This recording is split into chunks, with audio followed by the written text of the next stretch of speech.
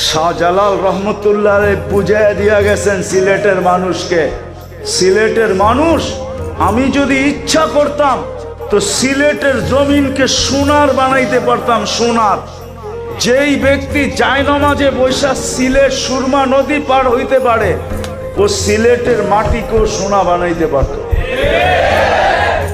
উনি বলছেন এইখানে বানায় কি লাভ হবে, এইখানে বানাবো না, জান্নাতে যায় বিল্ডিং সোনা দিয়া বানাবো। এই জন্য বানান নাই সাহাবারা, এই জন্য বানান নাই। বিদায় আমি কথা শেষ জায়গায় চলে আসি, বুঝলে এতটুকুই যথেষ্ট।